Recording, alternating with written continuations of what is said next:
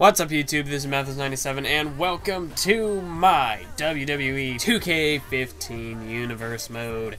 This is episode number 16, or episode 201 in total, and we're here with main event, and as you can see, you know how things work with a schedule where I've already simulated past Money in the Bank, and Bray Wyatt was the apparent Money in the Bank winner for the Universe Mode, so I had to go ahead and get that out of the way so there weren't any pop-ups or anything for the future episodes.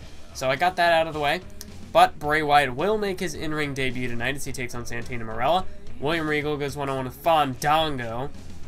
And in the main event, Cesaro takes on Booker T.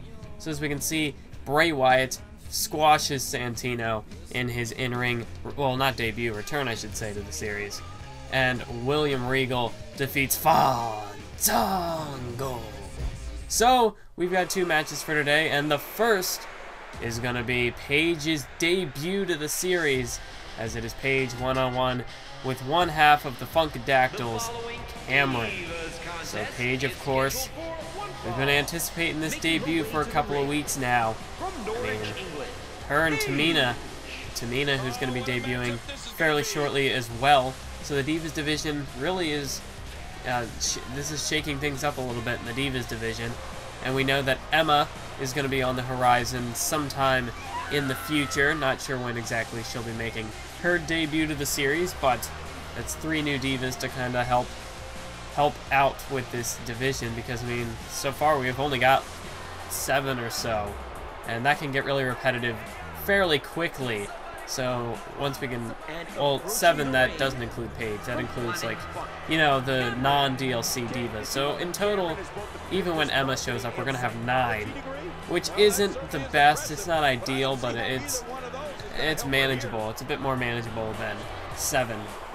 Adds a little bit more variety, I guess. But here coming down to the ring, one half of the Funkadactyls. It is Cameron. Of course, Cameron and Naomi, they had a bit of a rivalry with the Bella Twins leading up to the Royal Rumble pay-per-view. Of course, the #1 contender, there was that Battle Royal, and Natalya wound up becoming #1 contender. The Funkadactyls and Bellas were included in that, so they had, I'd imagine they had a very strong performance perhaps.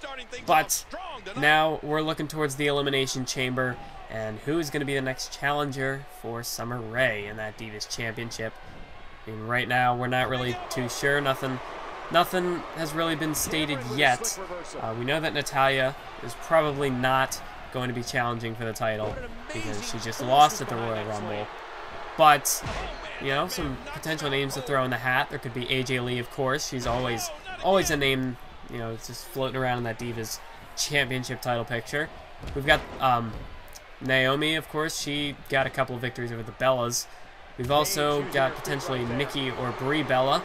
They've been in Universe Mode for quite a while now, so they, of course, have they're some of the veterans in this division, so they've got more experience. They've got the experience advantage over divas like the Funkadactyls, divas like Paige.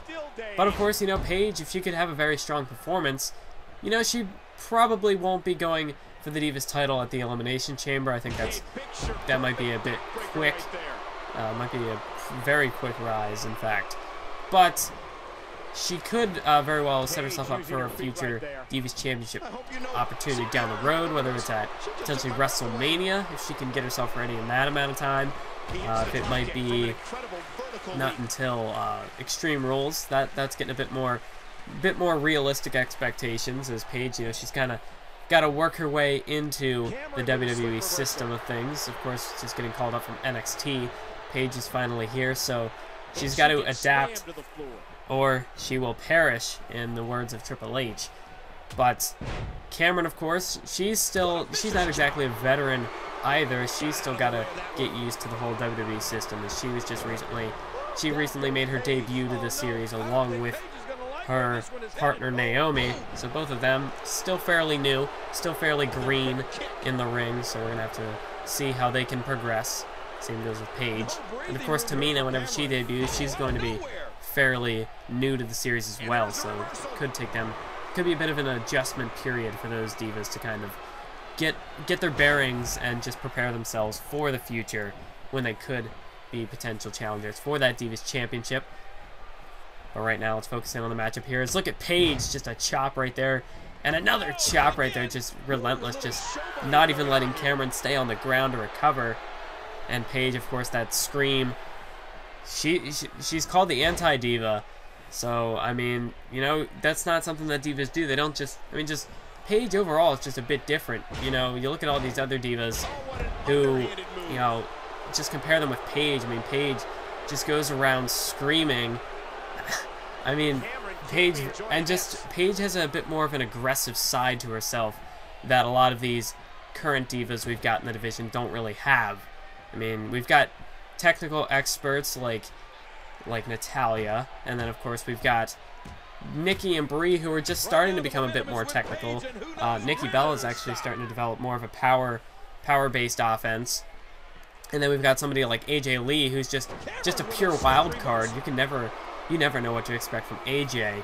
But then, I mean, just in terms of appearance as well. I mean, Paige, I mean, you know, she's got the dark hair.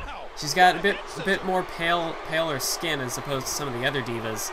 And of course, her attitude just all around is just completely different. She's got a completely different mentality as opposed to the other divas who, you know, can also seem more like total divas in terms of, you know, how their careers have gone. I mean, just taking a look at the Bella Twins, they haven't exactly had the most dramatic of careers thus far, but they can certainly make a good story out of that. As Paige now, she's in the ring waiting for Cameron to make it back to her feet. And of course, Paige, she's got some very interesting moves in her arsenal that we've yet to see. Is Paige just a headbutt there? And see, just something as simple as a headbutt. How many divas in that locker room do you see use a headbutt in their arsenal? I don't think there have been any recently that have been, you know, that have had the aggressiveness to just, you know, throw their head at their opponent. Now look at this, Paige Turner. Paige hits the Paige Turner. There's a cover. 1, 2. Oh, but Cameron just manages to kick out there. Cameron, she manages to stay alive, but she's got to watch out because Paige has a she has 2 devastating finishers. She's of course got the PTO, the Paige tap out, that devastating submission hold that, you know, is right up there with some of the greater submissions like the cross arm breaker, the yes lock, you know, those submission experts in the current times who've got really good submissions. But look at this. Here's the other one, the Rampage, or the Cradle DDT, but that's going to knock Cameron's lights out. She's done. She's out cold. Paige is your winner. So Paige, she gets the victory in her debut in Universe Mode. She gets the victory. She wasn't able to put Cameron away with the Paige Turner. Cameron had a little bit left in her after that, but in the end, Paige was just too much for Cameron to overcome as we see the Rampage right there. Cameron planted face first into the mat, and that was all she wrote.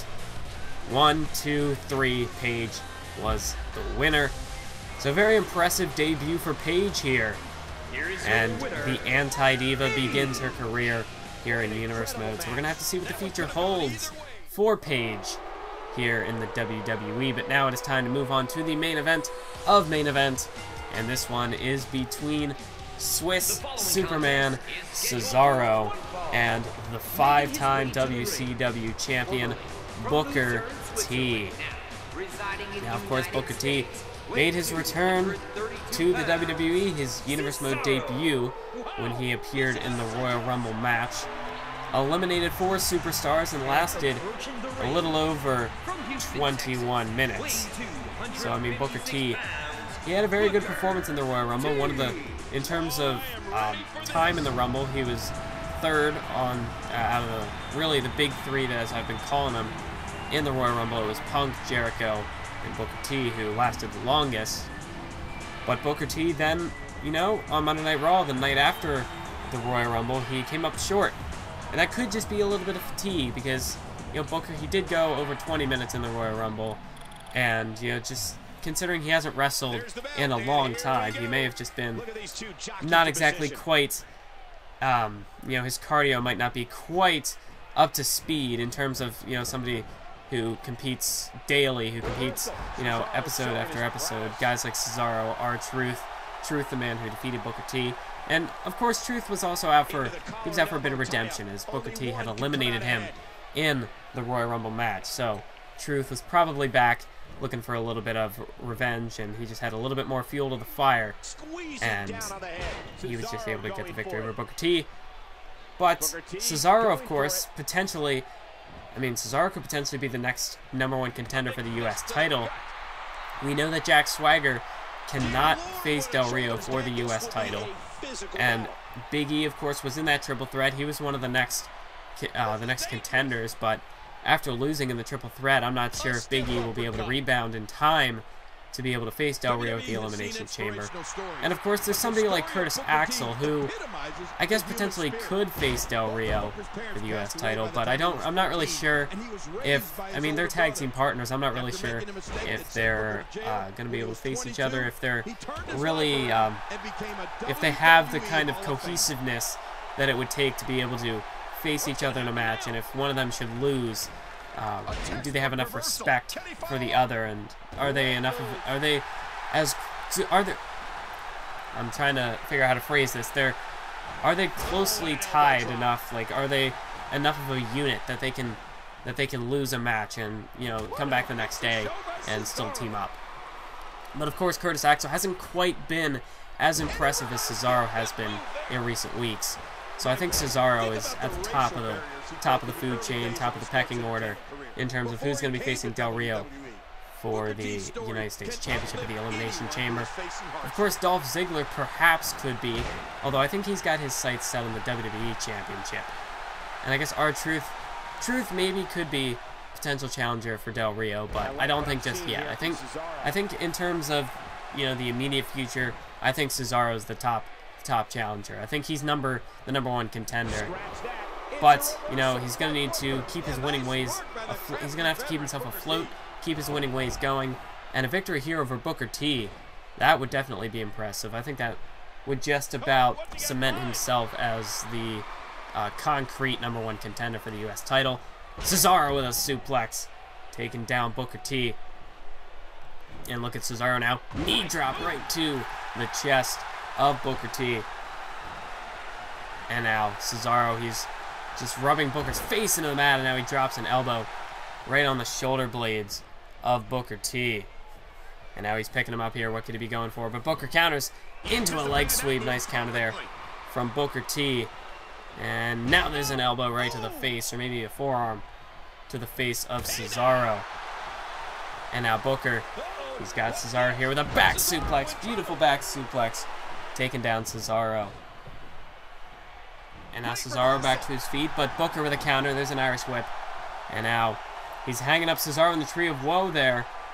This could not be good for Cesaro, as Booker now just rubbing the boot right in the face of Cesaro.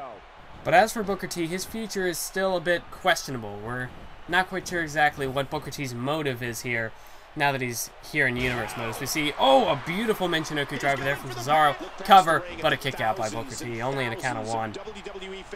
But as I was saying, Booker T, you know, he returned to the WWE, made his Universe debut at the Royal Rumble. He didn't quite win, so it's going to be a bit interesting to see what Booker T's agenda is. Is he going to try to challenge for the WWE Championship?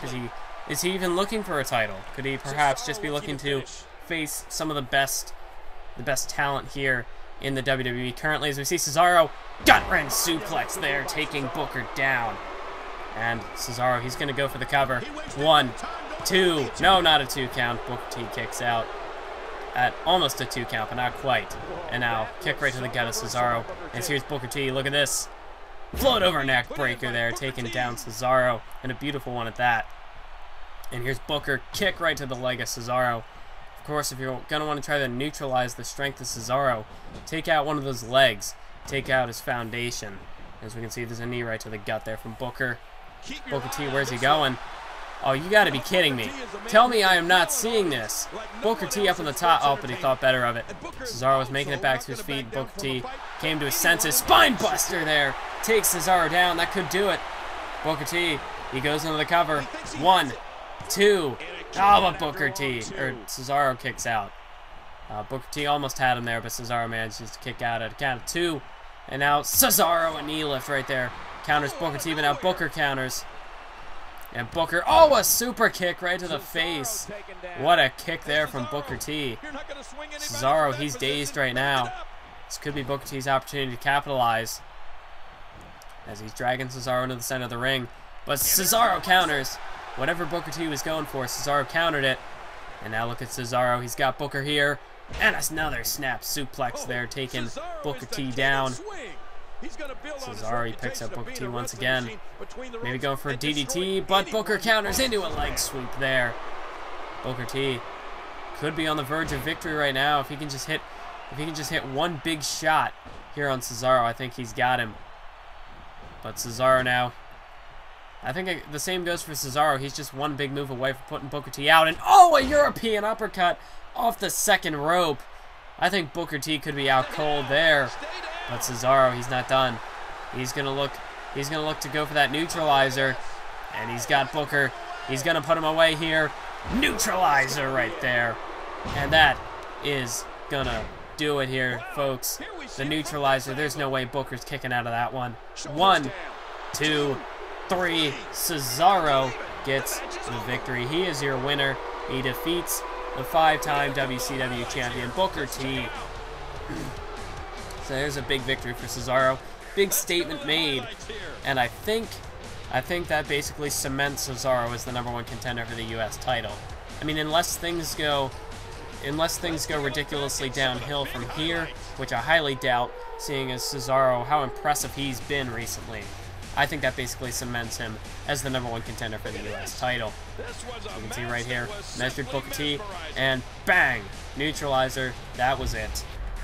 So that's it for this episode of Universe Mode. Cesaro, oh, and you see, look at the respect shown by these two competitors. The handshake, Cesaro showing his respects. I want to thank you all for watching. Until next time, keep on YouTubing.